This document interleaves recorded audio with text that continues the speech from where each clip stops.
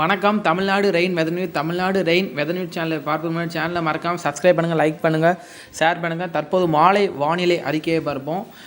அதாவது வங்கக்கடலில் பார்த்திங்கன்னா குறைந்த காற்றழுத்த தாழ்வுநிலை நீடித்து வருகின்றது.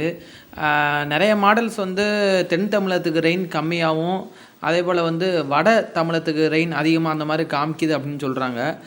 சில மாடல்ஸ் பார்த்திங்கன்னா டோட்டலாகவே தமிழகத்துக்கு அது விலகி சென்று அது ஒடிசாவோ இல்லை நார்த்தன் பே பெங்கால் அந்த சைடு போய் வடக்கு திசை நோக்கி நகர்ற மாதிரி அப்படிங்கிறத சில மாடல்ஸ் காமிக்கிறாங்க. இப்போ பொதுவாக என்னன்னா, பொதுவாகவே ஒரு சிஸ்டம் அப்படிங்கிற ஃபார்ம் ஆச்சு அப்படின்னா அதுக்கு ஒரு இடத்துல கரையை கிடக்கும் போது ஏகப்பட்ட ஃபேக்டர் இருக்குது. ஒன்று பார்த்திங்கன்னா அந்த இடத்துல காற்று முறிவு ஏற்படாமல் இருக்கணும். அதுக்கப்புறம் அந்த இடத்துல எஸ்எஸ்டி அதிகமாக இருக்கணும், அதாவது ஃபர்தராக தீவிரமடைகிறதுக்கு.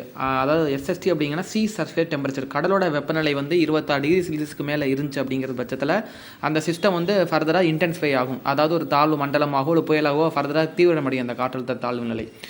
ஆனால் இப்போ பார்த்தீங்கன்னா உங்களுக்கு ITCZ அப்படின்னு சொல்கிறாங்க, அதாவது இந்தியன் டிராபிக்கல் கவரேஜ் ஜோன். அது இப்போ பார்த்தீங்கன்னா நமக்கு டவுனில் இருக்குது. பொதுவாகவே அந்த சமயத்தில் பார்த்தீங்கன்னா நிலநடுக்கோட்டு இந்திய பெருங்கடலாம் வெப்பநிலை அதிகமாக இருக்கும்.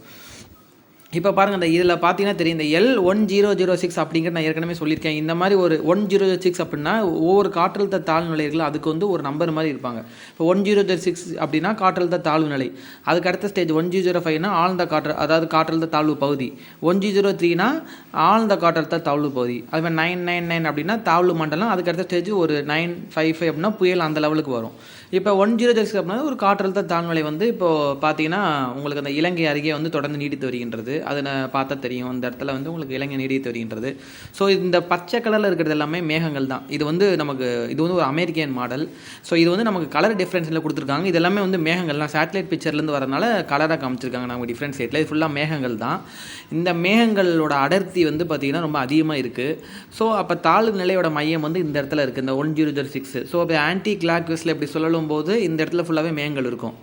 இப்போது இது பார்த்திங்கன்னா எப்படி வருது அப்படின்னா, இது அதாவது நம்ம தமிழகத்தை ஒட்டி வட தமிழகத்தை ஒட்டி ஃபர்தராக எப்படியாவது இந்த சைடு இப்படி போகுது, இப்படி போய் இந்த இடத்துல ஸ்டாப் ஆகுது. காரணம் இங்கே மேற்கிந்திய இடையூறு உங்களுக்கு அந்த சமயத்தில் இந்த சைடு வரது. அந்த நான் சொல்லியிருக்கேன் மேற்கிந்திய இடையூறுனா அது எவ்வளோ பெரிய புயல்னாலும் இருக்கும்னு.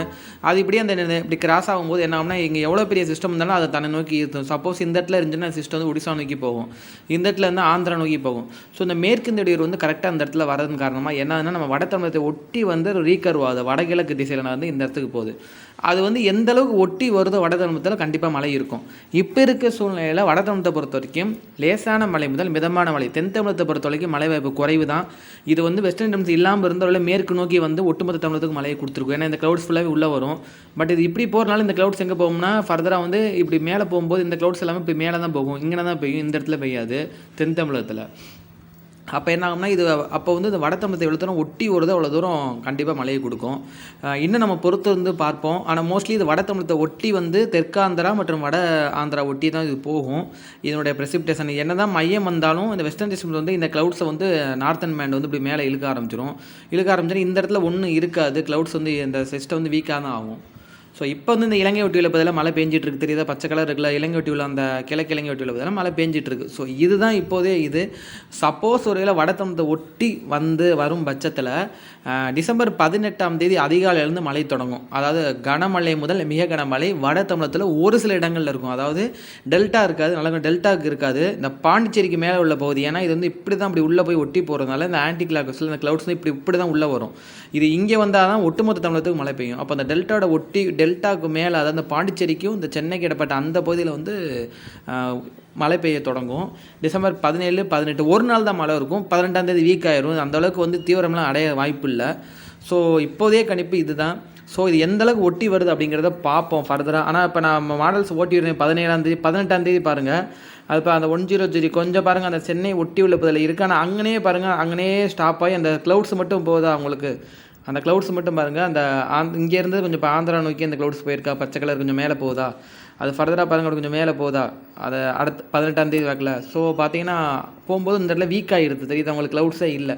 இந்த இதுக்கும் அதே மாதிரி இப்படி மேலே போகிறதுக்கும் பாருங்கள் 18ஆம் தேதி அந்த பச்சை கலர் சுத்தமாக இல்லை, ஃபுல்லாக வீக் ஆகிடுது. காரணம் அந்த ட்ரை விண்ட் இதெல்லாம் நிறைய டிஸ்டர்பன்ஸ் இருக்குது. ட்ரை விண்ட் உள்ளே ஏன்னா ட்ரை விண்ட் ஆல்ரெடி நமக்கு வட இந்தியாவில் குளிர் அதிகமாக இருக்குது, நம்ம வட தமிழ்நாட்டிலாம் குளிர் ரொம்ப அதிகமாக இருக்குது. அந்த காற்று அதுக்கு ஈரம் காற்று ஒரு வறண்ட காற்று, ட்ரை விண்டுங்க வறண்ட காற்று, குளிர் காற்று ஈர்க்கும்போது என்னாகும், அந்த ஈரப்பதம் போய் அந்த சிஸ்டத்தை வந்து குன்ற செஞ்சிடும், அதாவது வீக்காக செஞ்சிடும். இதுதான் இப்போதைய நிகழ்வு.